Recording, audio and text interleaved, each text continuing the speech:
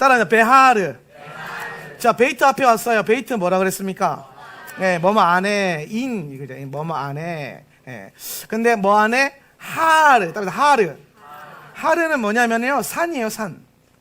산에서. 그러니까 산 안에서, 산에서란 뜻이에요. 산에서. 예. 근데 여러분, 이제 우리가 토라를 공부하면서 좀 중요하게 봐야 될 게 뭐냐면은, 베이트가 앞에 나오면은 우리 가장 먼저 뭘 생각해야 되냐면은, 이거 무슨 뜻이에요? 그렇죠. 시스템에 대한 얘기예요. 시스템. 집인데 시스템이란 말이에요. 영적인 의미로 보면은. 그러니까 지금 하나님께서 이번 주간에 우리에게 어떠한 시스템을 훈련하기를 원하신다라는 거예요. 무슨 시스템? 산에서 뭐가 있는 거예요. 지금 산이 나왔잖아요. 그죠? 그럼 이 산이 지금 우리가 훈련해야 될 어떠한 시스템과 맞물려져 있는데, 그럼 산이 뭐냐라고 했을 때에 고대 랍비들은 산을 뭐에 비유했냐면은 잉태한 여인의 배와 흡사하다. 잉태한 여인과 연결을 시켰어요. 왜 그러냐면은 여러분 이제 이스라엘 가보셔서 알겠지만은 이스라엘 가보면 산들이 뾰족뾰족하게 서 있지 않습니다. 예. 산들이 뾰족뾰족하지 않고 어떻게 돼 있어요? 둥근 언덕처럼 이렇게 둥글하게 돼 있잖아요. 저는 시온산 가서 깜짝 놀랐어요. 시온산. 어디가 시온산인데 그냥 평지였거든요. 근데 거기가 시온산이래. 그러니까 여러분 우리가 생각할 때 시온산 가면 막 시온산에 오르자. 근데 예루살렘 그 자체가 이미 그 한쪽 기둥에 시온문 열고 나면 거기가 시온산이고 그 언덕이 시온이고, 올리브 마운틴도 감난산도 가면은 감난산 그나마 조금 동산 같은 느낌이 있어요. 그죠? 버스 타고 올라가고. 근데 전반적으로 그 올라가서 딱 보면은 둥글둥글하게 이렇게 돼 있단 말이에요. 그래서 고대 랍비들은 뭐라고 봤냐면은 산은 잉태한 여인의 배다. 그러니까 잉태와 연결되어 있다라고 말했어요. 잉태와. 예. 그럼 잉태라는 게 뭐냐? 여러분 결국에 잉태의 목적이 뭡니까? 아들 낳는 거. 그걸 이제 성경적인 표현으로 뭐라고 그러죠? 예. 열매 맺다. 열매 맺다. 아들을 낳는 거에 대해서는 5년 했으니까 좀 바꿔봤어요. 근데 여러분 그냥 바꾼 건 아니고요. 우리 이번 주 토라 포션 잘 읽어보면 아시겠지만은 이 베하르에 대한 얘기를 하면서 안식년에 대한 얘기를 해요. 안식년. 사실 오늘 말씀에 있어서 핵심 포커스는 안식년과 희년인데, 이 안식년과 희년에 있어서 가장 중요한 게 뭐냐면 열매 맺는 거거든요. 근데 안식년과 희년에는 열매 맺기 위해서 기경을 하면 돼요, 안 돼요? 근데 먹고 살 수 있어요, 못 살아요? 살 수 있어요. 내가 기경하지 않고 이 땅의 열매가 아닌 것으로 뭔가 다른 열매를 먹는다라는 거예요. 요거가 이따가 본론에 들어가서 할 거고. 네. 자, 봐서 그래서 보면은 잉태의 목적은 어디에 있다? 열매 맺는 것에 있다.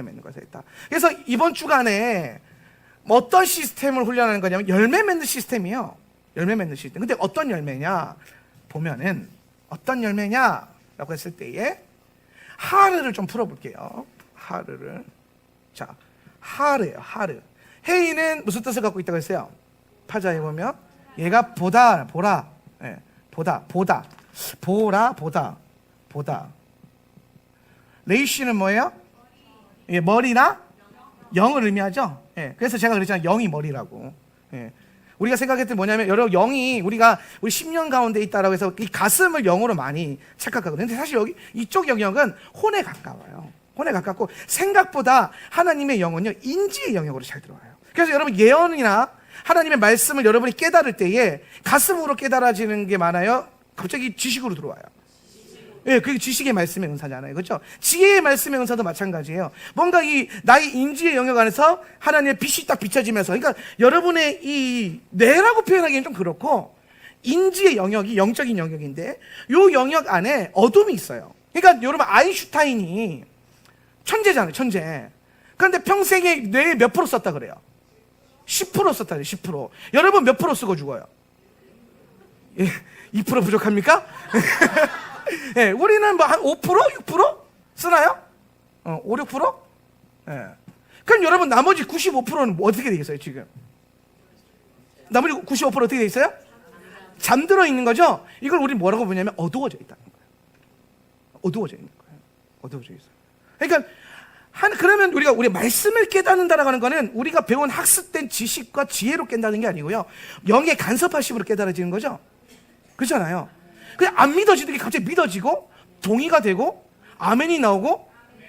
그럼 이런 역사가 어떻게 일어나냐면 내가 인지하는 영역이고, 나의 인지의 영역이고, 내가 인지하고 있지 못하는 이 95%의 영역에 뭐가 임할 때 이 어두운 가운데 빛이 임하는 사건.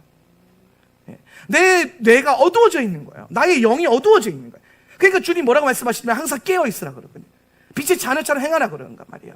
그러면 오늘 성령께서 여러분의 이 95%의 인지의 영역, 영의 영역에 빛이 비춰진다. 빛. 그 요거를 성령이 빛을 비춰서 이 영역이 그 뭐라 그럴까요? 가려져 있던 것들이 벗겨지는 거예요. 드러나는 거죠. 예. 보이지 않던 게 보이기 시작하는 거예요. 자, 하나님의 말씀, 우리 혼외작용, 지난주에 배웠듯이 혼외작용으로 절대로 깨닫지 못했던 것들이 성령 받고 난 다음에 영의 작용으로 깨달아지고 영으로 보여지고, 영 안이 열려서 할렐루야. 그죠? 보여지고 깨달아지고 행동하게 되고 판단하게 되고 영의 생각과 영의 감정과 영의 의지가 올라오는, 오늘 이번 주간 이게 잘 훈련되셨습니까? 예, 혼외작용에서 영의 작용으로 넘어가셨어요? 예, 저도 제가 이번 주간에 말씀 훈련하면서 말씀을 비춰보니까 제 안에 있는 굉장히 많은 혼의 영역들이 있는 거예요. 혼에 갇혀져 있고. 예. 그래서 그런 것들을 영혼의 작용이 계속 변화시켜 가고 있는데, 이러한 것들이 이제 하나님의 빛이 오면은, 주님의 빛이 오면은 내가 내 지식이 아니라 뭔가 그분의 간섭하심으로 깨달아져서 절대로 내가 알 수 없는 영역인데 알게 된다는 거예요. 깨달을 수 없는데 깨달아지는 거예요. 놀랍죠? 그러니까 이게 뭐냐면은 계시라는 거예요. 계시. 이 빛이 딱 비춰져서 이 어둠이 드러나가지고 깨달아져 보이기 시작하는 거예요. 보이는. 요 보이는 게 뭘로 보이냐면 육안으로 보이는 게 아니라 영안으로 보이는 거예요. 그래서 제가 계속 그 얘기하는 거예요. 토라 가르치면서 영안이라는 게 딱 떴을 때 뭐 천사가 보이고 막 귀신이 보이고 뱀이 보이고 막 거기 이런 게 아니라, 사실상 굉장히 많은 영역에서 영안이라고 하는 것들은 말씀이 깨달아지는 영역이에요. 말씀으로 비춰보는 거라고요. 그래서 하나님의 말씀이 뭐라 그랬어요? 시편에서 빛이라는 거예요. 주님 말씀이 내 발의 등이요 내 길에 빛이다. 등불, 빛이라는 거예요. 등불이라는 건 뭐예요? 우리의 삶을 걸어갈 때 내가 여러분 사람의 한치 앞을 볼 수 있다 못 본다? 못 보잖아요. 그런데 볼 수 있는 분이 계셔. 그죠? 예, 그래서 우리는 그분이 보는 그것으로 비추는 거예요. 네, 나는 못 보니까. 그러니까 내 삶은 어둠이라니까요. 95%가 어둠이에요. 여러분은 5%만 깨어 있어요. 5%만 깨어 있다고 생각을 해봐요. 예, 그런데도 막 자기가 되게 잘난 줄 알고 잘 깨어 있는 줄 알고 막 그렇게 착각하면서 살잖아요. 우리는. 예, 아닌가요? 죄송합니다. 제가 그렇게 살아서 그래요. 그래서 우리가 그렇게 살았는데, 그런데 영안이 열리고, 영안은 왜 열려요? 빛이 임하니까. 자, 보는 건 뭐로 본다 그랬어요? 빛으로 보는 거예요. 예, 여러분의 눈이 보는 게 아니고요. 여러분의 눈이 빛의 반사를 인식하는 거예요. 그러니까 여기에 빛이 비춰지지 않으면 어둠밖에 없어요. 예, 그럼 영안으로 본다는 것은 뭐예요? 영적인 빛이 비춰진 거죠. 창세기 1장에서 주님께서 말씀하셨던 것처럼 빛이 있으라 하신 그 빛이 여러분 개인의 삶 가운데 영 안에 부어진 거예요. 오늘 여러분의 이 95%의 어둠 가운데 성령의 빛이 임한 거라고요. 이거를 신학적인 용어로 뭐라고 하냐면은 계시라고 하는 거예요. 계시. 그리고 우리 순복음에서 주로 많이 쓰는 단어죠. 성령의 조명. 성령의 조명하심. 그러니까 이 조명이잖아요. 조명이 지금 뭘 비추고 있어요? 제 얼굴을 비추고 있잖아요. 왜 비춥니까? 제 얼굴이 지금 전 세계 얼굴이 지금 나가고 있잖아요. 그죠? 예. 그러니까 어두워지면 돼요, 안 돼요? 예, 어두워지면 잘 안 보일 거 아니에요? 그게 밝게 보이라고. 근데 여러분, 성령께서 여러분 가운데 조명하시는 이유는 못 보는 영역을 보라고 하는 거예요. 우리는 우리의 혼의 인지와 육신의 감각으로 살면요, 못 보는 게 95%예요. 못 보는 게. 예. 그런데 성령을 따라 걸으면은 95%를 보면서 산다라는 거예요. 예. 성령을 따라 살면. 이 성령을 따라 살아간다는 게 결국엔 뭐예요? 말씀의 빛을 따라 살아가는 것. 그래서 우리는 날마다 주의 말씀을 읽고 주의 토라를 내 삶 가운데 비추는 것, 내 영에 비추는 것. 그러면 뭐가 열린다? 계시가 열리고 성령의 조명하심이 부어진다. 그래서 이 계시가 열리면은 어두워졌던 것들이 뭐예요? 가려졌던 것들이 수건으로 뭐예요? 덮여졌던 것들이 벗겨지는 거예요. 제대로 보이는 거죠. 분명하게 알게 되는 거예요. 그러면서 내가 헛된 꿈과 헛된 목적을 가지고 살던 것들이 예수님을 체험하고 성령을 체험하고 난 다음에 이 영적인 세계가 열리고 나면은 이 방향에서 유턴할 수밖에 없는 거예요. 요게 회개잖아요. 회개할 수밖에 없는 거죠. 그러니까 회개는 회개라! 천국이 가까웠다! 물론 이제 선포하는 사람도 필요합니다. 그런데 겁준다고 회개가 되는 게 아니에요. 여러분, 언제 회개가 됩니까? 갑자기 부어지는 거예요. 내 인지와 감정과 상관없는 거예요. 상관없어요. 갑자기 성령이 훅 들어오시는 거죠. 간섭하심. 그러니까 울기 싫은데 눈물이 나고, 아까 시스줄 나오고, 구르게 되고, 변화되고. 이거는 우리의 어떠한 노력과 의지로 되는 것은 아니다. 성령님의 간섭하심이 필요하다. 그래서 우리는 이 우리의 삶 가운데 어두워져 있는 이 95%를 계속해서 밝혀가는 것. 그러니까 여러분, 이게 갑자기 비춰진다고 95%다 비춰지겠습니까? 아니에요. 1%씩 2%씩 올라요. 그죠? 예. 근데 여러분, 그 1% 2%가요 복리 아시죠? 복리. 예. 복리로 열린다고 생각해 보세요. 복리로. 예. 어마어마하게 나중에 200%, 300%, 500% 열리는 거예요. 예. 그런데 어떤 분들이 이렇게 생각하면 이거를 목사님만 하면 되지, 선교사님들만 하면 되지, 왜 우리에게까지 시킵니까? 여러분, 이 하나님의 말씀을 깨닫고 계시의 영역으로 들어가는 거는요, 믿는 자들에게 허락된 거예요. 오늘 사도 요한은 이렇게 말합니다. 오늘 내 양은 내 음성을 듣는다라고 예수님께서 말씀하셨어요. 오늘 주님의 음성을 듣고 주님이 행하시는 일들을 깨닫는 것이 바로 이 영적인 눈을 열고 계시의 단계로 들어가는 거다. 그래서 여러분, 계시라는 것은 결국에는 밝혀지고 드러나는 것이지 비밀스러운 게 아니다라는 거예요. 신비한 게 아니에요. 그래서 어디 가서 여러분이 막 말씀 듣고 뭐 공부하고 유튜브 보는데, 이건 아무나 모르고 나만 알고 있다, 이거는 나에게만 계시하신 것이다 하는 거 다 가짜예요. 그럴 수가 없어요. 예, 그런 게 없어요. 예, 성령은 그렇게 역사하시는 영이 아니에요. 예, 물론 여러분, 제가 그랬잖아요. 우리가 95% 어두워져 있어서 말씀 계속 하시는데 못 알아먹을 수 있어요. 이 땅에 수많은 목사님들에게 주님이 계속 성령이, 그러니까 오늘 우리가 요한계시록 항상 읽고 시작하는데, 계시록 말씀에서 뭐라고 해요? 성령이 교회에게 하는 말씀을 들을지어다. 뭐가 있는 자가? 귀 있는 자가. 예. 그래서 결국에는 우리가 이 많은 복합적인 이 역사심 속에서 우리가 하나님의 그 계시의 단계에 들어간다. 그래서 결국에는 이 구약은 비밀이고요. 그죠? 구약은 비밀이에요. 신약은 계시죠. 예. 이 중간에 기준이 뭐가 있어요? 예수 그리스도, 예수님. 그래서 여러분, 구약은 뭐에 대한 비밀이에요? 예수님에 대한 비밀이에요. 그래서 구약 39권은 무엇에 대한 책입니까? 예수님에 대한 비밀의 책이에요. 봉인된 책이라고요. 뭐가 올 때까지, 진짜가 올 때까지. 예. 그래서 우리는 그림자로만 보고, 비밀로 보고, 혹은 예표로 보고, 예언으로 보고, 언약으로만 보는 거예요. 그런데 여러분, 오늘 2000년 전에 예수님께서 이 땅에 뭐 하셨어요? 오셨는데 어떻게 오셨어요? 빛으로 오셨는데, 우리가 흔히 뭐로 오셨다 그래요? 세 글자. 그렇죠. 성육신. 어떻게 오셨다?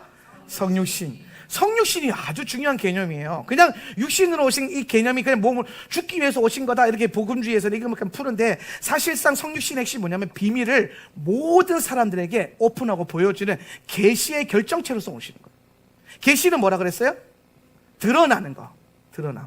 뭐가? 비밀이. 그럼 이 비밀이 누구의 눈에도 다 보이도록 드러나야 되잖아요. 그래서 육신이 필요하신 거예요, 그분이. 그래서 성육신이라는 것은 엄밀하게 따지면 계시의 결정판이다. 계시, 살아있는 계시. 그래서 칼바르트라고 하는 이 신학자는 그런 얘기를 합니다. 하나님의 말씀에는 세 가지가 있는데, 첫 번째는 기록된 하나님의 말씀, 성경. 두 번째는 선포되는 하나님의 말씀, 설교. 세 번째는 살아계신 하나님의 말씀, 예수 그리스도. 칼바르트는 이것만 하면 돼요. 요 세 줄만. 제가 수업할 때 너무 이게 감동이 돼서 살아계신 하나님의 말씀 예수 그리스도 오는 거예요. 그럼 그분이 살아계신 육신으로 오신 이유가 뭐냐면 계시로 오신 거기 때문에 계시를 뭐예요? 보여주시려고 완성하시기 위해서 오신 거죠. 네. 그래서 이 계시의 영역은 영적인 영역이기 때문에 또 육안으로 보는 게 아니에요. 예수를 눈에 보이도록 주님께서 보내주셨지만은 결국엔 예수를 따르는 사람들은 이 영의 토라 가운데 거하는 자들, 영의 시스템을 이해하는 자. 그래서 예수님께서는 제자들에게 뭐라고 말씀하셨냐면은 너희는 떠나지 말고 예루살렘을 떠나지 말고 약속하신 뭘 받으라? 영을 받아라. 사실 여러분 우리가 성령이라고 하잖아요. 성령. 그래서 성경에는 성령이라는 단어가 없어요. 성경의 대부분의 많은 물론 이제 코데시라는 단어를 써서 루아흐를 표현한 어떤 구절들도 있기는 합니다. 있기는 해요. 근데 대부분 여러분 우리 성경에 성령으로 표기되어 있는 이 단어가요 그냥 영이라고만 돼 있어요. 영을 받아라. 저는 이게 좀 더 잘 이해가 됐어요. 성령을 받아라 보다는 영을 받아라. 이 말이 뭐냐면 이 영의 이 제자들이 지금 분명히 계시를 보고 깨달아서 이 계시의 삶으로 변화가 돼야 되잖아요. 그러려면 뭐가 임해야 돼요? 영의 작용이 돼야 된다. 그죠? 지난주에 제가 영적 작용, 영의 작용. 이 영의 작용이 되려면 영이 임해야 된단 말이에요. 그러니까 영을 받지 않고서는 이 영이 없으면은 영의 작용을 할 수 있다 없다?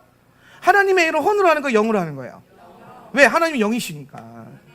근데 왜 우리는 자꾸 하나님이라면서 시험 들어요? 하나님이라서 왜 넘어져요? 하나님이라면서 왜 낭망해요? 그렇게 안 하는 사람도 있어요. 하나님이라면서 안 넘어진 사람도 있어요. 그죠? 하나님이라면서 잘 견뎌내는 사람들도 있어요. 그렇죠? 하나님의 일을 하면서 에브리데이 감사하는 사람들도 있어요. 근데 이 사람들의 특징이 뭡니까? 이 사람들은요, 혈과 육으로 안 해요. 혼으로 안 한다고요. 심지어 자기 힘과 능력으로도 안 해요. 이런 힘도 아니고 능도 아니고 오직 여호와의 영으로 되느니라. 이게 제2성전, 영의 성전, 우리 교회 공동체의 이 성전됨을 이루어가는 방법인 거예요. 뭐로 한다? 영으로 한다. 영. 그럼 이제 여기서 중요한 게 제가 이제 오늘 들고 나온 게 뭐냐면 하르라는 게 뭐냐면 영을 본다라는 거예요. 그렇죠? 영을 보는 게 뭐예요? 계시라 그러잖아요. 계시. 물론 여러분 뭐 다양한 단어가 나와서 그럴 수 있지만 영을 본다라는 게 계시. 그러니까 결국에 산은 뭐냐면요. 계시의 영역을 훈련한 계시의 시스템. 영의 시스템. 결국엔 영의 시스템이에요. 영의 시스템을 훈련하는 것이에요. 이게 돌아가도록 만드는 거예요. 그래서 보면 이게 돌아가려면요. 아까 그랬잖아요. 영적인 삶을 살고 영의 작용을 하려면 뭘 받아야 된다? 영을 받아야 된다 그랬죠. 그죠? 영이 없는데 어떻게 영의 작용을 하겠어요? 제자들은 부활하신 주님을 만났지만 영을 못 받았기 때문에 이 영을 받으라는 거예요. 예루살렘을 떠나지 말고.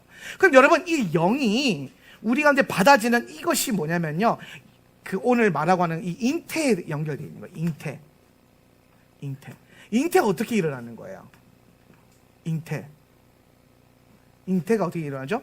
수정란이 어머니의 자궁에 착상되어지는 거죠. 그죠? 거기에 딱 임하는 거잖아요. 그럼 여러분 영적인 잉태는 어떻게 되냐면요. 성령의 어떠함이 영이 여러분의 그 영 안에 착상되어져야 돼요. 하나님의 영의 어떠함이 여러분의 마음과 영적 영에 두 분 아직 헷갈려요. 요 영에 임할 때에 이걸 뭐라고 보냐면 하나님은 착상되었다고 보는 거예요. 그러니까 여러분 영이 착상됐으면 잉태했으면 뭐 맺어야 된다? 열매 맺어야 된다 그랬죠?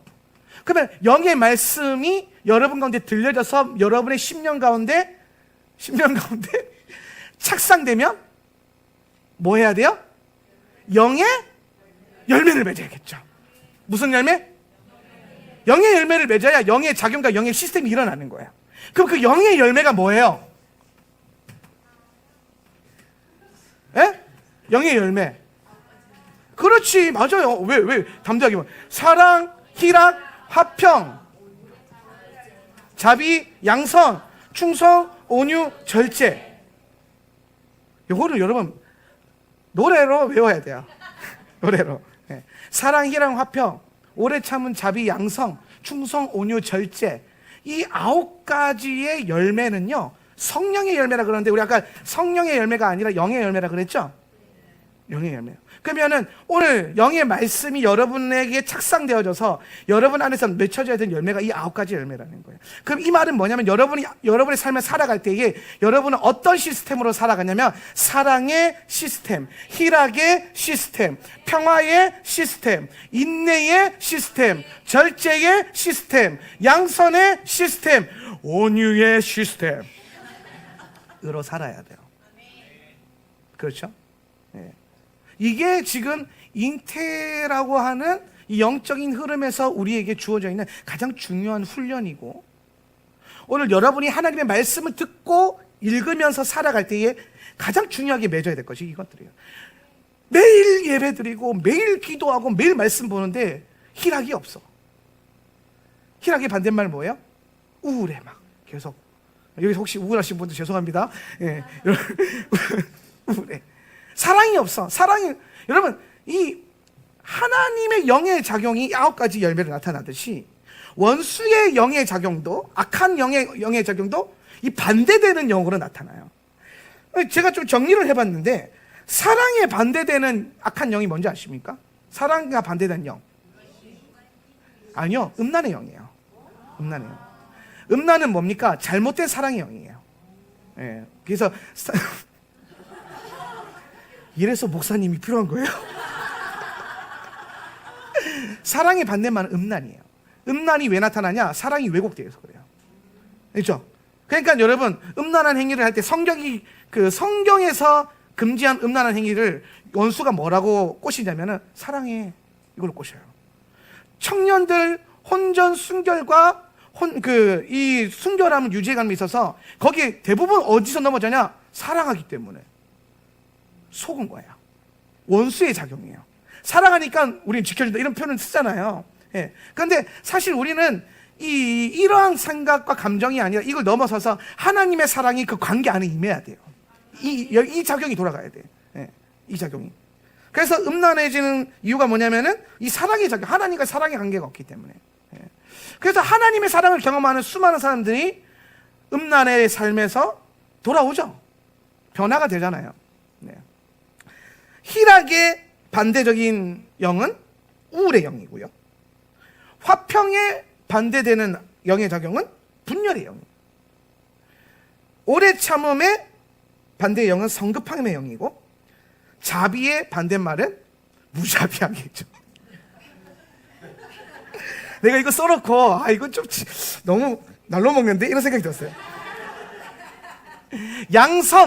선을 행하는 것인데, 선을 행하는 것은 이건 악행이겠죠. 충성에 반대되는 영은 배도고요. 온유에 반대되는 영은 분노의 영이에요. 예. 그리고 절제에 반대되는 영은, 제가 이 절제에 반대되는 이 영을 찾아내려고 처음에는 인문학을 뒤졌어요. 황희 선생님의 책을 좀 뒤졌었는데 무리, 무래 막 이게 나오더라고요. 그 글이 있어요. 근데 성경적인 게 아니에요. 그래서 성경적인 원어를 찾고 기도하는 가운데 깨닫게 중에 뭐냐면, 절제의 악한 작용은 방종이에요. 방종.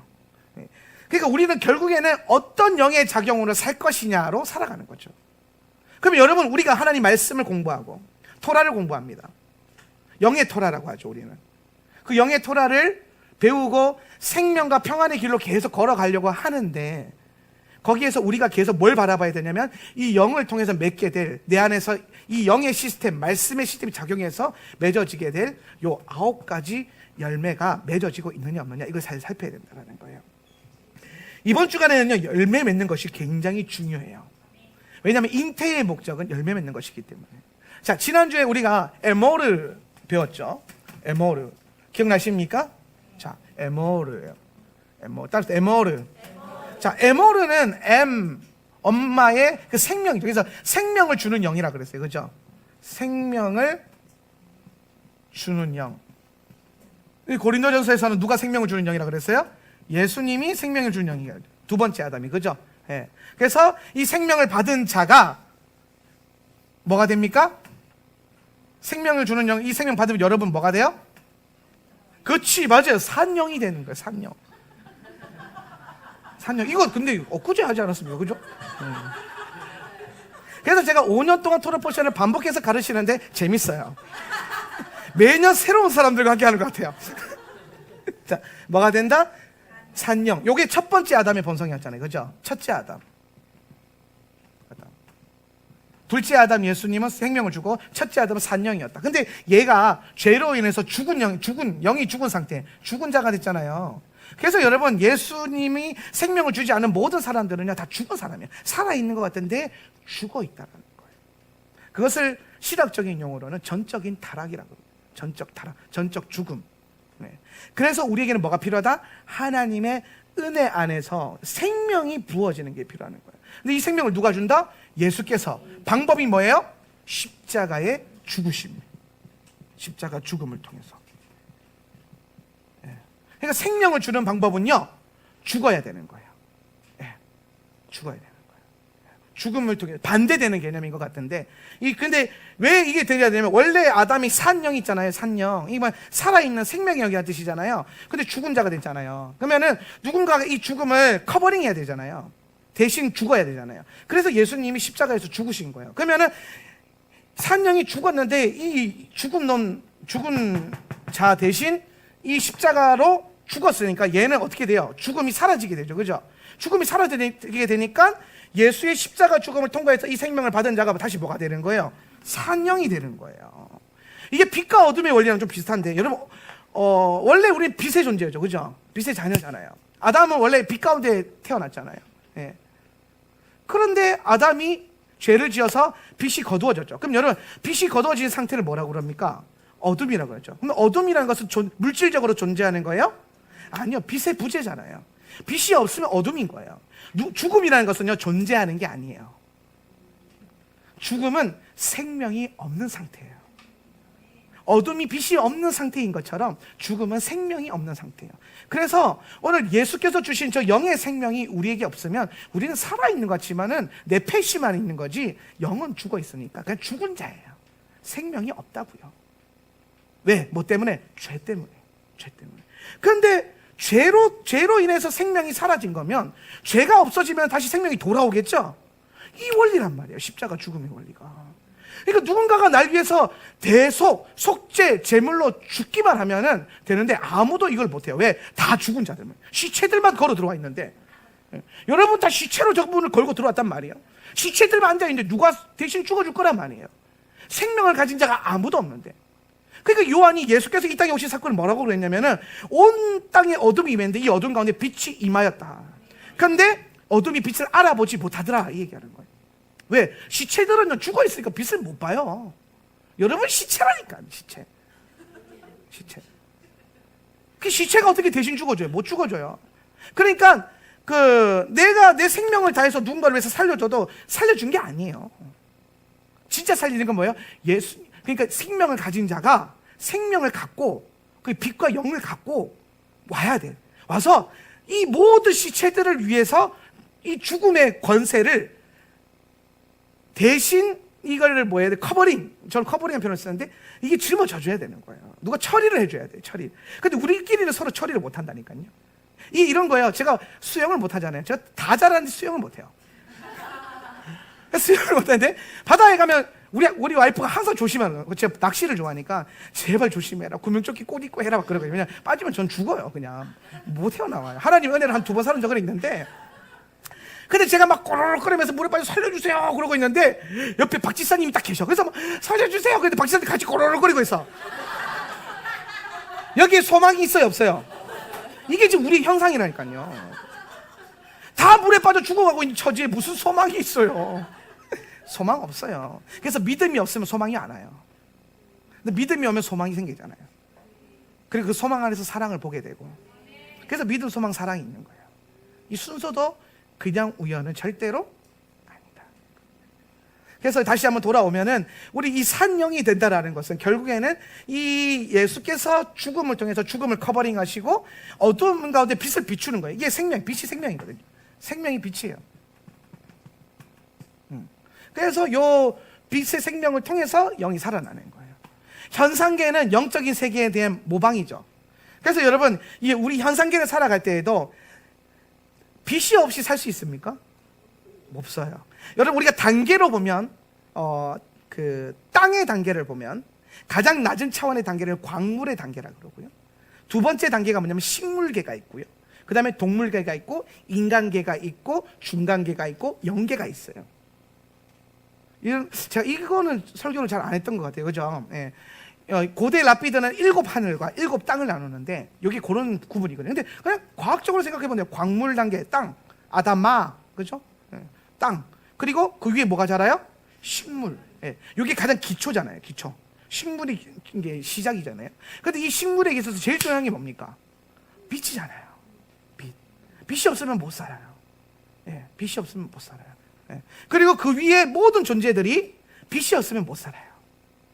예. 심지어 영적인 존재들도 하나님의 보좌로부터 내려오는 빛이 없으면 못 살아요. 오늘 여러분도 주님이 성령께서 비춰주시는 빛이 없으면 못 살아요. 그게 어둠이라고요. 근데 빛이 임하면 어둠은 떠나가는 거예요. 영적 전쟁에 있어서 가장 좋은 방법은요, 귀신과 싸우는 게 아니에요. 내 안에 있는 죄를 몰아내고 죄와 씨름하고 막 가톨릭 애들처럼 막 채찍을 저거 막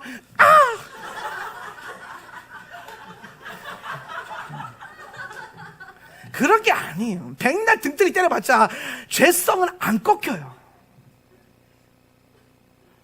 그렇게 돼서 되는 게 아니라고. 뭐가 임해야 돼요? 빛이 임해야 돼요. 우리가 샤밧이 되면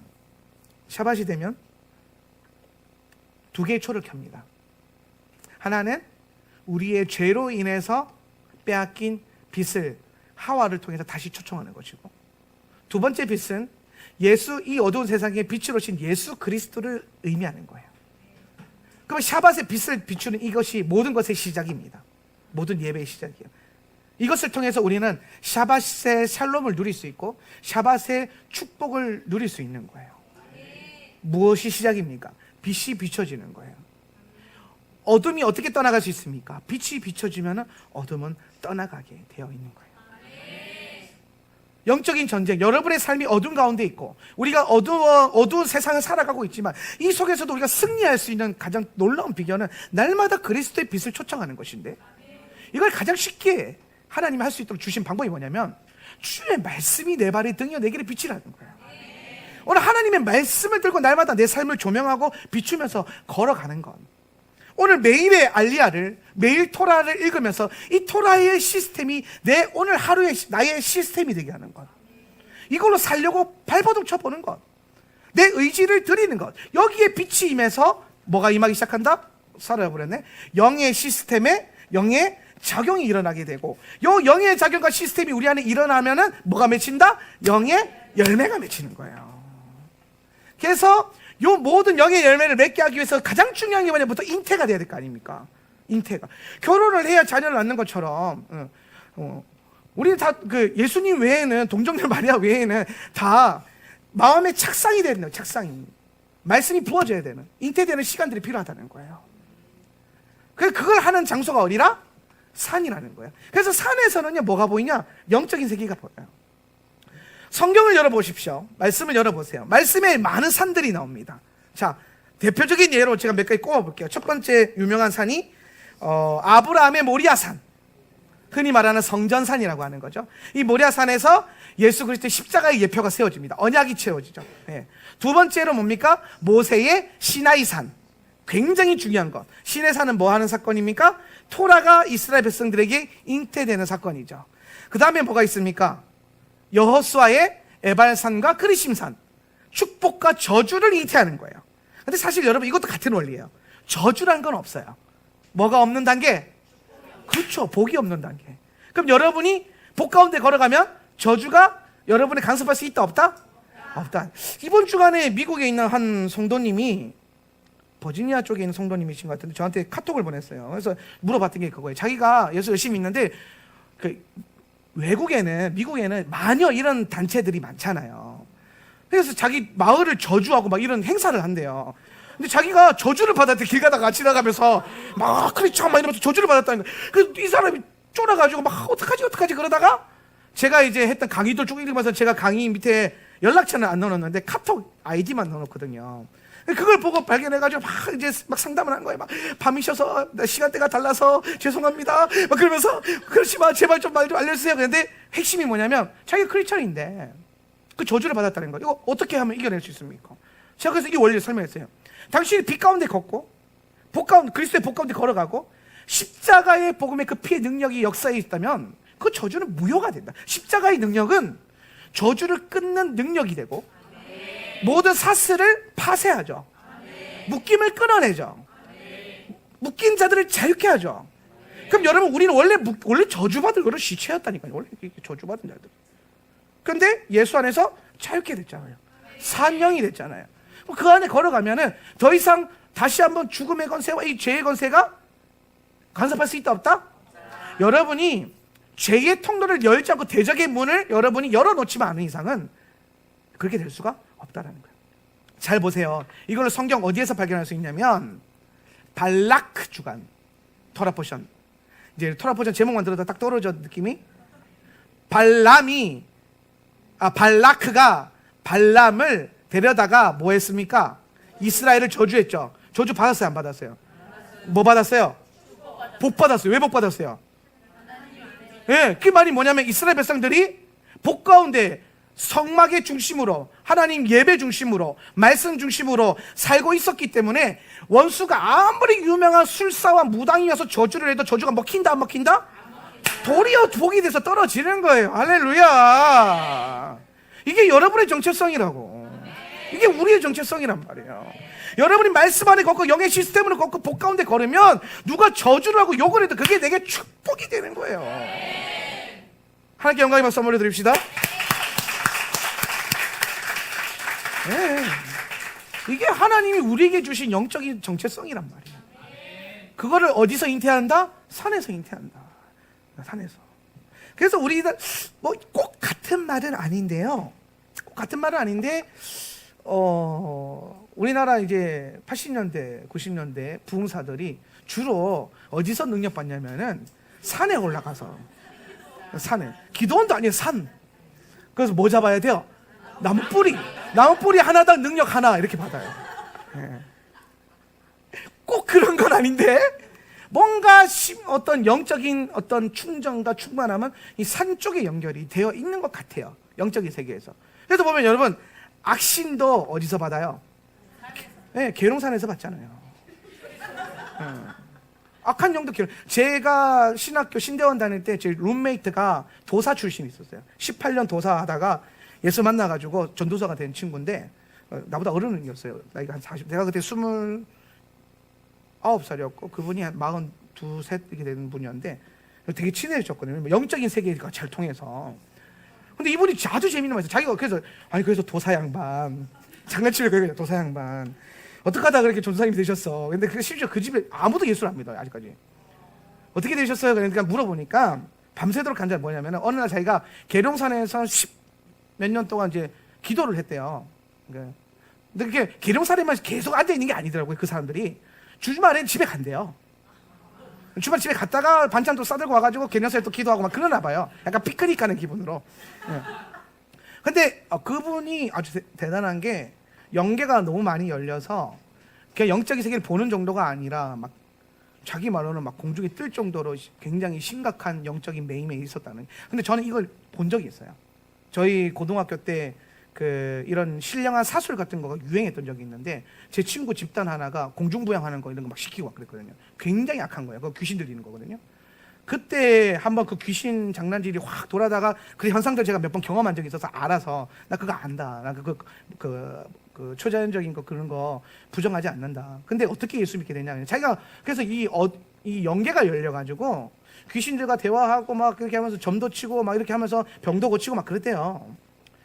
그런데 어느 날 이게 이제 계룡산 내려가는데 이제 영계가 갑자기 열리는데 자기가 평소에 경험하지 못하던 영계가 열리더라는 거예요.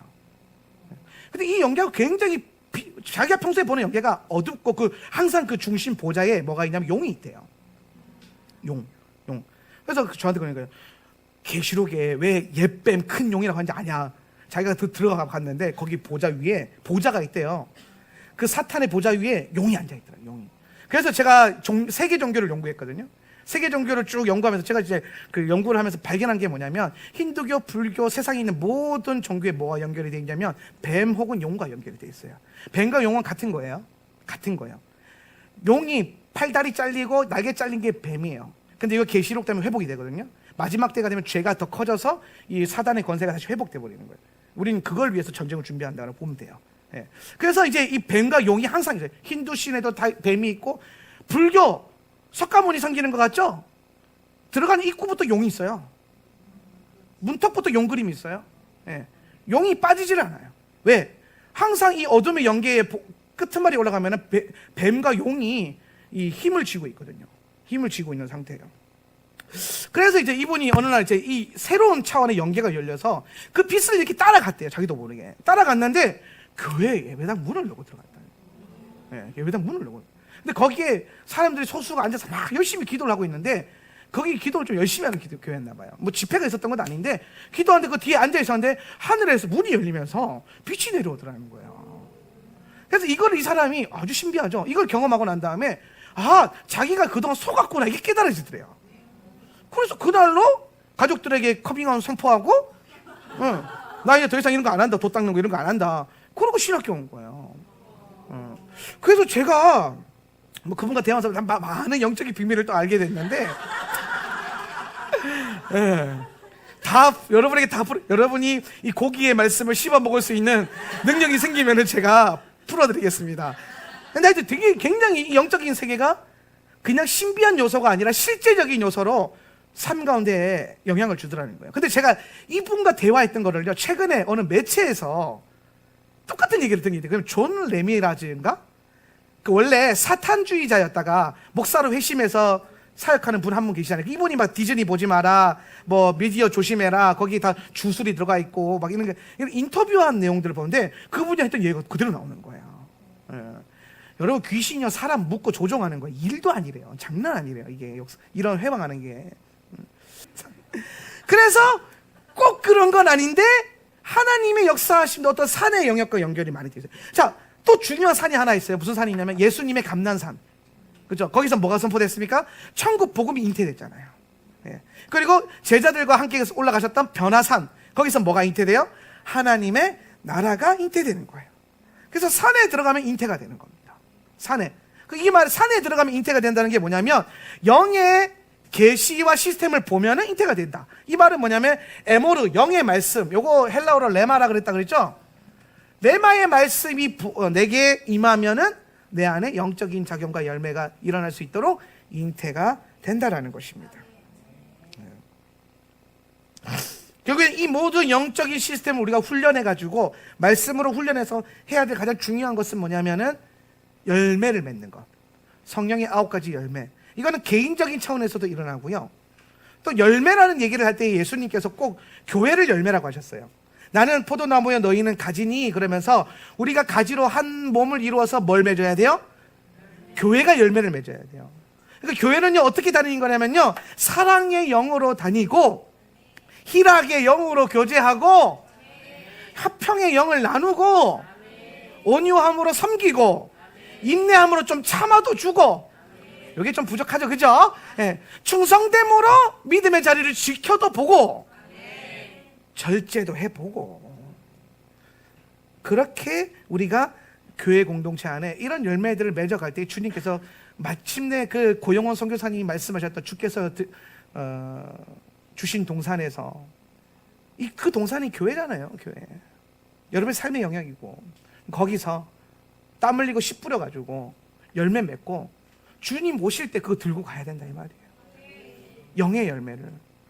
여러분, 하나님 나라 가서요 이 세상의 열매 아무것도 소용없어요. 주님, 전 통장잔고에 몇 억 있는데 앞자리 안 됩니까? 안 돼요. 주님, 내가 내 자식, 내 남편 좋은 대학 좋은 직장 보냈는데 그런 거 전혀 소용없어요. 하나님 거기 관심 없다니까요. 하나님은 여러분의 개인의 삶과 교회 공동체적인 삶에서 어떤 열매를 맺고 있느냐, 영의 열매를 맺고 있느냐, 아니면 악한 영의 열매를 맺고 있느냐, 이걸 보신다라는 겁니다.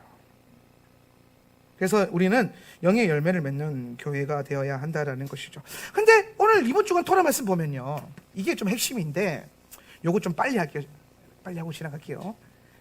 뭐가 핵심이냐면, 자, 영의 열매를 맺는데 요 영의 열매를 맺는 베하르 주간에 뭐에 대한 말씀을 하시냐면 안식년에 대한 얘기를 하세요. 그리고 희년, 그죠?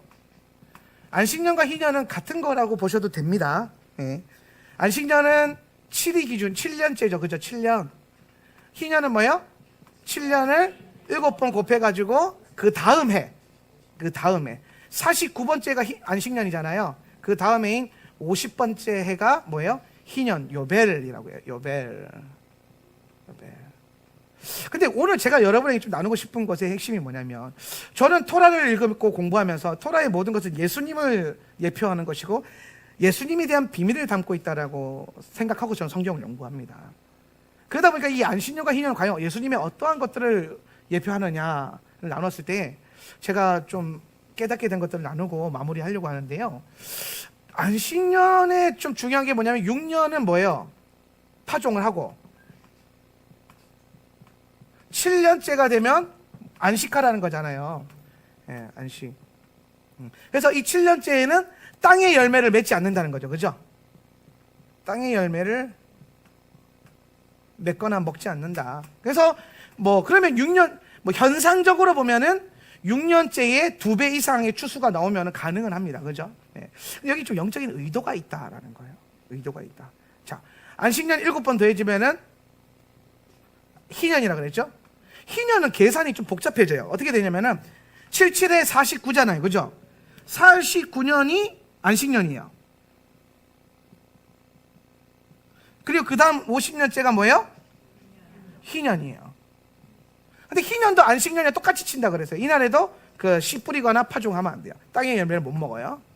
그리고 51년째에 해야 되면 이때는 이제 씨를 뿌리고 먹을 수 있는데 씨를 안 뿌렸잖아요, 작년에. 이때는 씨를 뿌리는 해거든요. 씨를 뿌리는 해.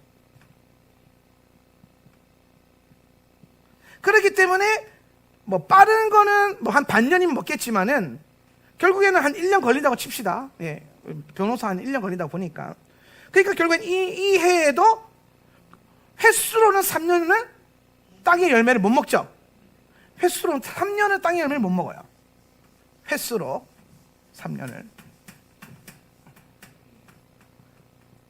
그러면 이 말의 핵심은 뭐냐면 안식년과 희년은 하나님의 말씀을 의지해서 믿어서 모든 공급을 하나님께 전적으로 의지하는 거예요. 전적 의지. 근데 여기 포인트는 뭐냐면 땅의 열매를 안 먹는 거예요. 땅의 열매를 먹지 마라. 몇 년 동안? 횟수로 3년 동안. 그럼 3년은 땅의 열매를 먹지 마라. 그런데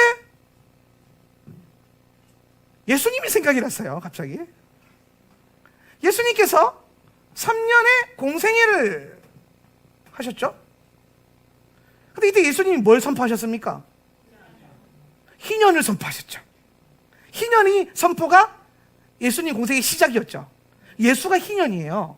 근데 그 예수님이 3년 동안 뭘 하셨어요? 말씀을 선포하셨죠. 말씀. 이분이 3년 동안 말씀 선포하셨어요. 그럼 여러분, 말씀이 구약에서 뭘 상징했어요? 빵, 레켐. 그죠? 레켐, 빵. 베들레헴 할 때 그 레켐. 구약에 나오는 빵은 뭐예요? 하나님의 말씀을 예표하는 거죠. 그럼 이 말이 뭐냐면 이 땅의 열매라는 건 결국에 여러분 과일을 말하는 게 아니에요. 결국엔 빵을 만드는 거거든요. 빵을 만드는 거. 빵을 먹어야 되니까. 근데 땅의 빵을 먹지 말라는 거예요. 이 땅의 빵을 3년간 너희는 다른 빵을 먹게 될 것이다. 3년 동안 다른 빵을 먹을 수 있다. 그게 뭐예요? 하나님 말씀이 빵이고, 이분이 그래서 뭐예요? 자, 나는 생명의 빵이다. 네, 딱 맞아요. 우리는 개혁개정에서는. 우리는 다 개혁개정으로 구원받았어요. 할렐루야. 생명의 빵이다. 이분이 생명의 빵이에요. 그럼 여러분, 여기서 생명의 빵이다라고 했을 때 모든 유대인들은 뭘 생각할까요? 저 만나를 생각하는 거야. 왜? 이들은 광야에서 토라를 통해서 뭘 훈련했습니까? 땅의 빵이 아니라, 땅의 식물이 아니라 하늘에서 내려오는 빵을 먹는 훈련을 했어요. 그것으로 만족하는 훈련을 했어요. 거기에 전적으로 의지하는 훈련을 했어요. 그리고 거기에서 희년과 안식년의 율법을 통해서 하나님의 이 땅의 빵을 의존하지 않고 하늘의 빵을 먹는 이 훈련을 했단 말이에요. 결국 이 모든 성경의 의도하심은 뭐냐면은 너희가 진짜 먹어야 될 빵이 있다는 거예요. 너희가 이 땅의 열매로만 살 수 있는 존재가 아니라고 말씀하시는 거예요. 진짜 먹어야 될 아까 제가 생명을 주는 빵, 생명의 빵. 생명의 빵은 뭘 줘요? 생명을 주잖아요. 생명을 먹어야 여러분이 뭐가 된다고요? 산영이 되는 거예요. 산영이. 그래서 여러분, 예수님이 공생애를 시작하시기 전에, 희년을 선포하시기 전에 마귀와의 전쟁을 하시면서, 싸움을 하시면서 뭐에 대한 싸움을 하냐면은 빵에 대한 싸움을 해요.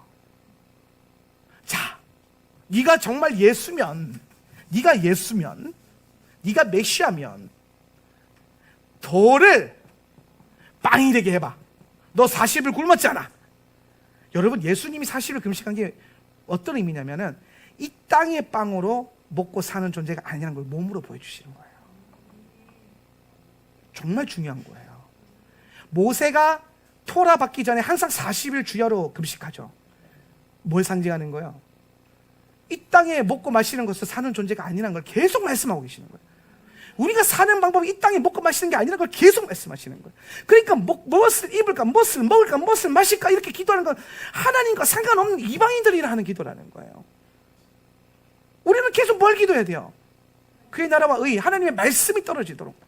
그래서 모세는 그 토라를 먹고 사는 존재가 됐고, 예수께서도 40일 동안 금식하자 원수가 와서 하는 거예요. 야, 돌이 빵이 되게 해봐. 그래서 그거 먹어. 하나님이면. 근데 여러분, 이게 굉장히 의도적인 거예요. 무슨 의도냐면 돌이 히브리어로 뭐예요? 에벤이거든요. 에벤. 따라서 에벤. 에벤 잘라서 해석해 보면 알레프가 하나님이라는 뜻이고요. 벤은 뭐예요? 아들이란 뜻이에요. 아들. 그럼 돌은 뭐예요? 하나님의 아들이라. 그래서 성경에 나오는 모든 돌들이 하나님의 아들을 예표했어요. 모퉁이 돌, 거치는 돌, 걸려 넘어지게 하는 돌, 반석, 그렇죠? 하에벤까지 다. 그래서 네가 하나님의 아들이면, 네가 하나님의 아들인데 돌이지 그냥 하나님의 아들. 야, 근데 이거를 빵이 되게 해라. 이 말은 뭐냐면, 여기서 원수가 말하는 빵은 지금 생명의 빵을 말하는 거예요, 육신의 빵을 말하는 거예요. 육신의 빵을 말하는 거예요. 야, 너 이 말은 뭐냐면은 먹고 살아 이런 느낌이 아니라 너 하나님의 아들 육신의 빵으로 만족해봐라. 배고프잖아. 육신의 빵이 되라. 근데 예수님이 이 땅에 무슨 빵으로 오셨다고요? 그러니까 원수는 그거 싸우는 거야. 생명의 빵이냐 육신의 빵이냐. 근데 여러분 보세요. 생명의 빵은 보여요 안 보여요?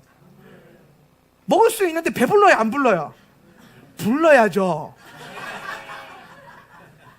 이 사람들. 근데 여러분 진짜 배 부르지 않잖아요. 육신이. 오늘 말씀 먹고 이따가 점심 안 먹을 사람 없잖아요. 배부르다 그래서 집에 갈 사람 없잖아요. 그런 이 구조를 안에서 우리 살아간다라는 거예요.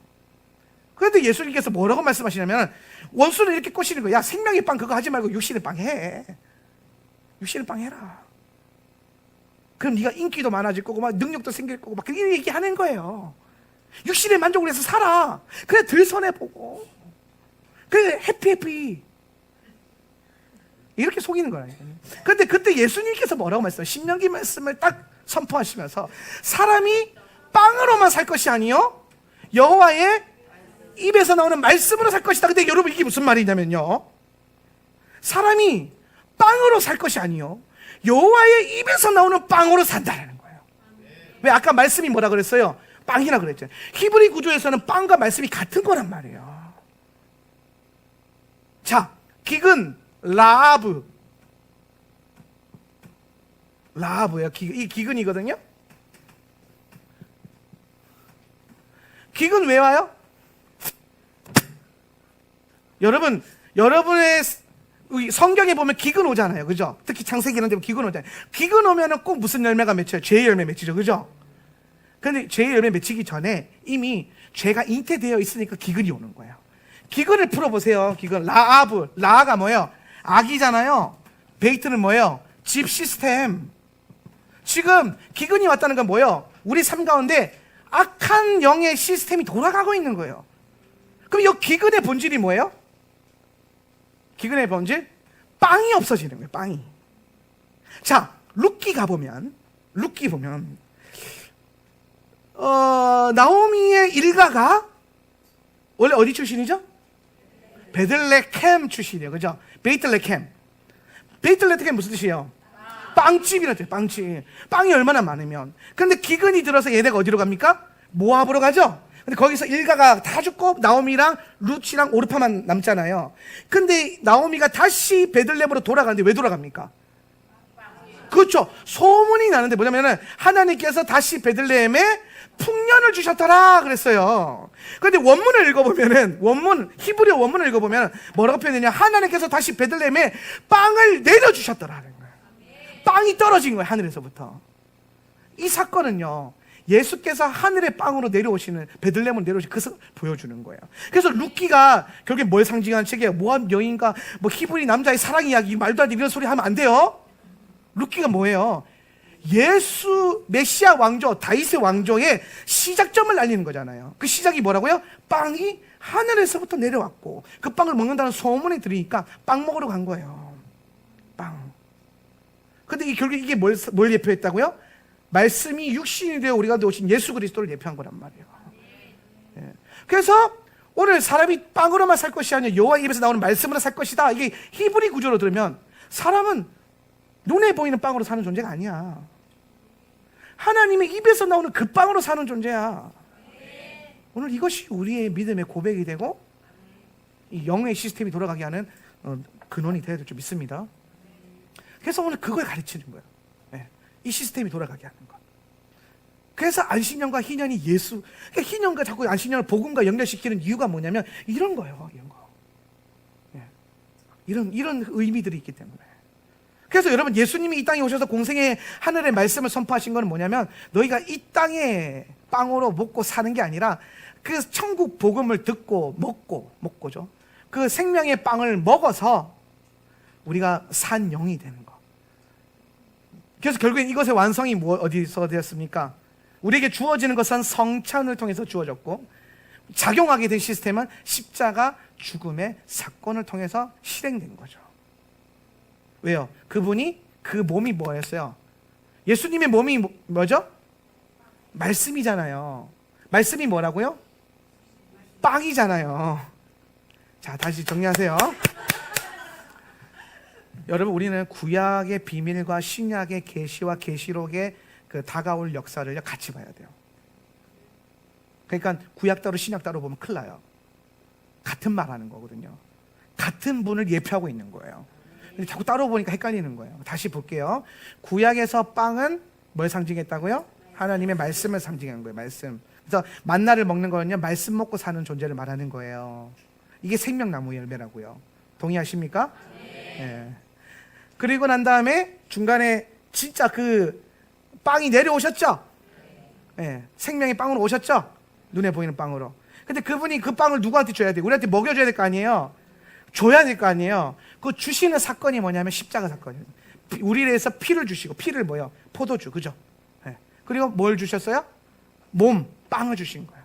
근데 우리에게 몸과 피를 주셨나이다. 근데 이 몸이 왜 빵이고 말씀이냐면, 아까 그걸 가르친 때문에 구약에서 빵이 말씀인데 예수님은 말씀이 육신이 되어서 오신 분이고, 그럼 예수님의 육신은 뭐라? 말씀이고 구약으로 보면 빵이라. 그래서 그 빵을 먹으면은 그게 생명의 빵이라서 내 안에 생명이 임하는 거예요. 그래서 고린도전서에서 아까 예수를 뭐라고 해서 두 번째 아담은 생명을 주는 영이라 그랬단 말이에요. 그래서 그 생명을 받으면 나는 무슨 영이 된다? 산 영이 된다. 이게 여러분 뭐냐면요, 창세기에서 아담을 만드시고 난 다음에 완성하신 그 완성의 회복이에요. 아담의 회복.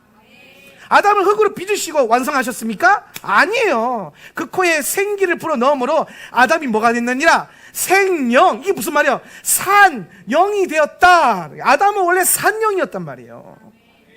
산영이 된 거예요. 근데 죽은 자가 됐죠, 죄로 인해서. 근데 예수 십자가를 통해서 그 생명을 받아서 다시 우리가 뭐가 됐어요? 생명이 된 거예요. 산영이 된 거라고. 영이 살아났다 이 말인 거예요. 이 말은 뭐냐면 예수를 통해서 창세기가 여러분 안에서 회복이 된 거예요. 그래서 여러분 헬레니즘이라고 하는 창세기 시작에서 계시록 끝, 알파 오메가 이런 직선의 원리로 성경을 이해하면 안 돼요. 성경은 시클리컬, 원을 그려야 돼요. 창세기가 시작이죠. 그러면 계시록은 뭐냐면 창세기로 돌아가는 거예요.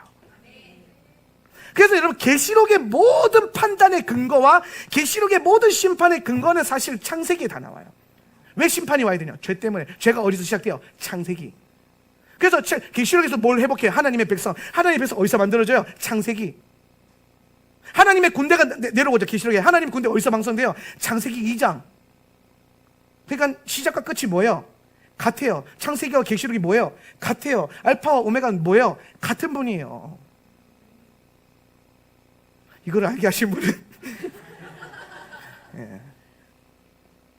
이런 말씀들이 여러분 안에서 계속 묵상되어지고 돌아가고 깨달아지면 이제 성경을 보는 눈들이 바뀌는 거예요.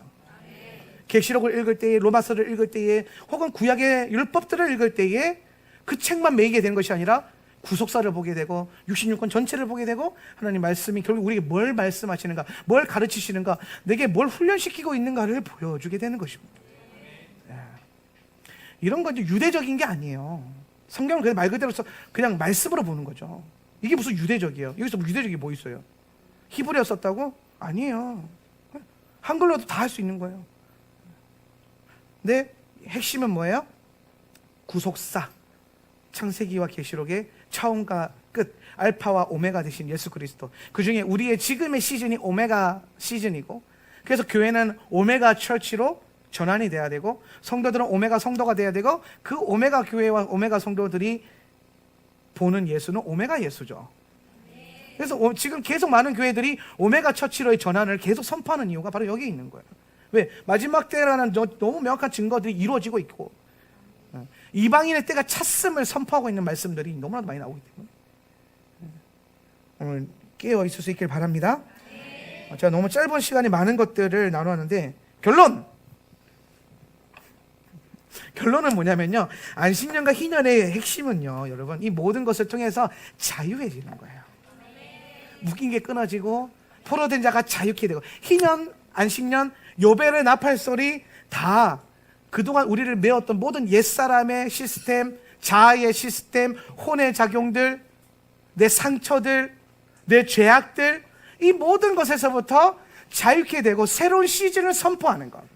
오늘 예수 그리스도 안에서 내가 영의 말씀과 영의 빵을 먹으면서 영적 작용을 일으켜서 영의 열매를 맺는 새로운 시스템을 출발하는 단계가 바로 이번 주간 베후 코타이 주간이고, 이게 레위기의 마지막 포션입니다. 레위기의 본질은 이것을 향해 가는 거예요. 시작으로 돌아가라 이 말이에요. 율법을 왜 주셨다고요? 시작으로 돌아가라고 주신 거예요. 원래 너희가 살아야 될 법, 울타리가 어디에 있느냐? 에덴이라고 하는 에덴간, 그 에덴 동산, 정원, 그 주님의 품, 그걸로 다시 돌아가라. 이게 레위기의 마지막 장식이에요. 이번 주가 우리는 마지막 레위기 토라 포션을 묵상하고 훈련하게 될 텐데, 이걸 꼭 잊지 마시길 바랍니다. 율법은 매는 게 아닙니다. 율법은 자유케 하는 법입니다. 말씀 생각하면서 기도합시다. 하나님, 우리가 오늘 이 말씀을 생각하며 기도할 때에 오늘 이 많은 깨달음들이 여러분의 각자 다를 줄 믿습니다. 그러나 오늘 영은 하나이시기 때문에 그 성령께서 오셔서 여러분의 기도를 다스리시고 또 여러분의 마음들을 이끌어 갈 것입니다. 이제 말씀 생각하며 결단하면서 오늘 성령의 열매 9가지 열매를 바라보면서 다 같이 한번 기도하겠습니다. 주여,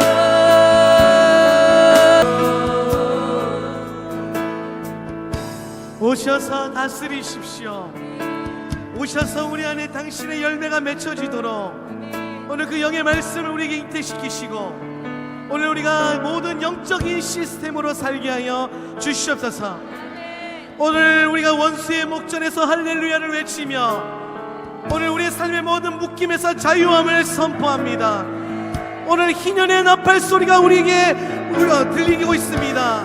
하나님, 오늘 우리의 귀에 이 말씀이 임한 대로 응하게 될 것입니다. 역사하여 주시옵소서. 희년의 새로운 나팔이 울려 퍼질지어다. 아멘.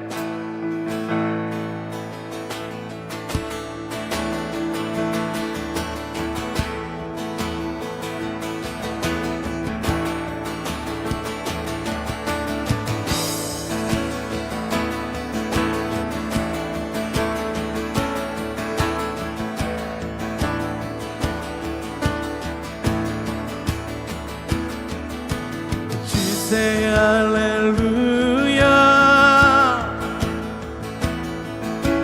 원수의 목전에서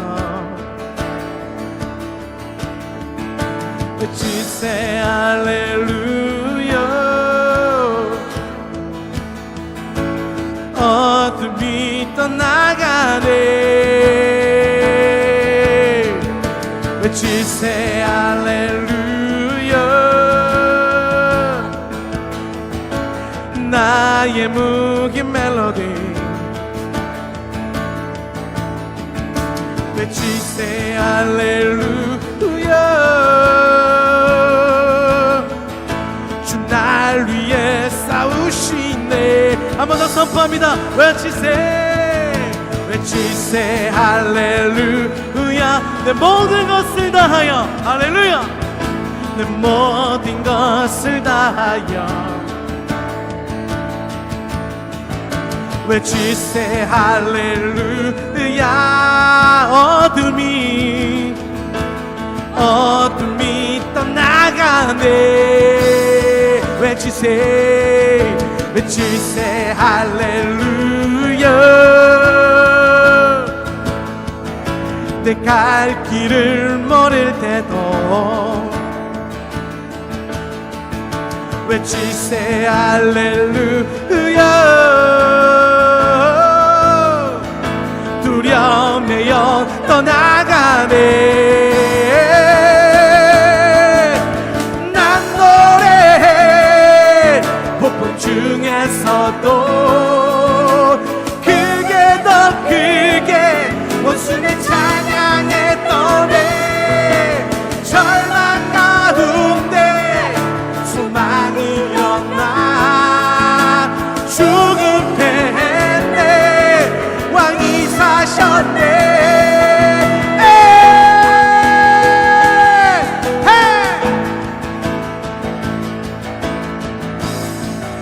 한 번 더 외치세 할렐루야. 원수의 목전에서 외치세 할렐루야. 불신보다 더 크게 외치세 할렐루야. 나의 묵인 멜로디 외치세 할렐루야. 주 날 위해 싸우시네. 난 너를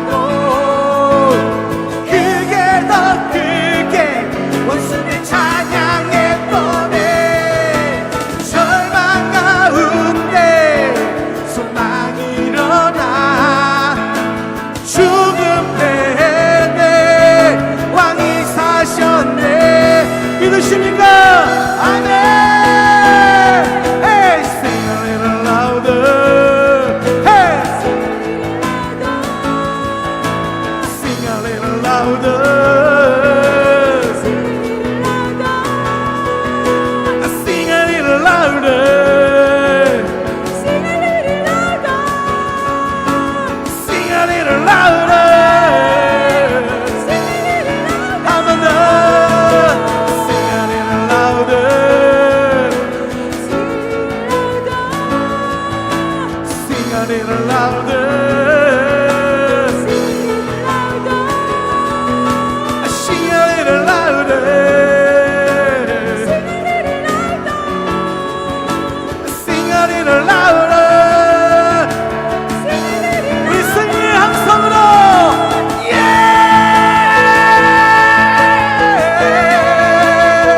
한 번 더. 할렐루야. 할렐루야.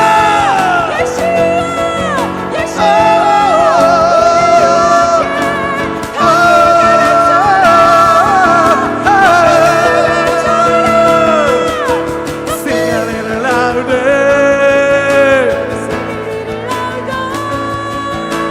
Sing a little louder.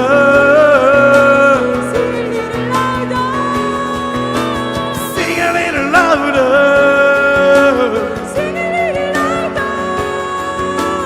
Sing a little louder. Sing a little louder. 원수의 목전에서 Sing a little louder. 물심보다 더 큰 아멘. Sing a little louder. 나의 부의 멜로디 Sing a little louder. 주 날 위해 싸우신 한 번 더. Sing a little louder. 원수의 목전에서 Sing a little louder. 물심보다 더 크게 Sing a little louder. 나의 부의 멜로디 Sing a little louder.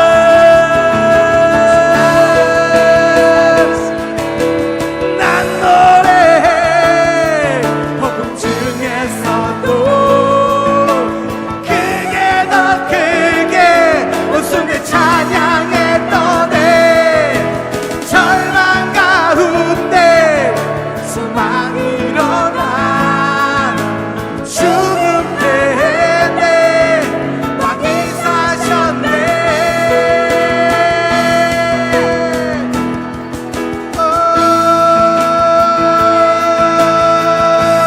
왕이 사셨네 할렐루야. 왕이 사셨네 하나님 나라 왕이 사셨네 물심보다 더 크게 날 위해 싸우신대. 할렐루야. 날 위해 싸우시네. 아멘.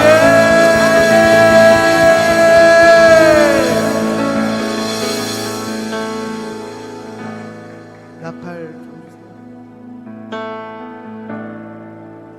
오늘 희년과 이 안식년의 본질은 여러분의 영적인 세계에 새로운 나팔 소리를 울리게 하는 것입니다. 오늘 그 어떠한 축도보다 이 나팔 소리에 울려 퍼짐이 여러분의 영적인 세계에 놀라운 도전이 될 것입니다. 이 소리가 여러분의 블레싱이 될 것입니다.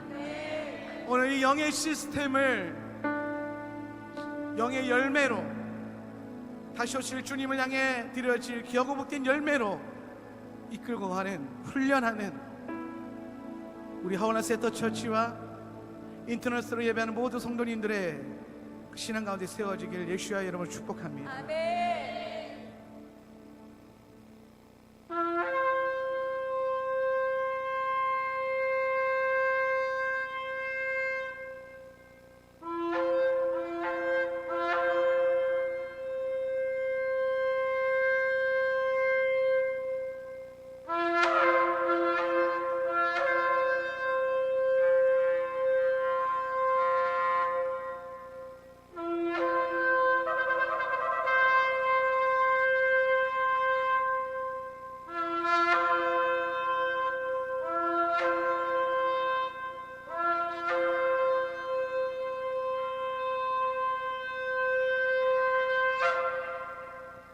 오늘 이 나팔 소리가 우리 영을 깨우며 우리의 심령 가운데 새겨지며 오늘 잠든 모든 영적인 세계를 깨우는 소리가 될지어다. 우리 주 예수 그리스도를 선포합니다. 우리 함께 영광의 박수 한번 올려드립시다. 아멘.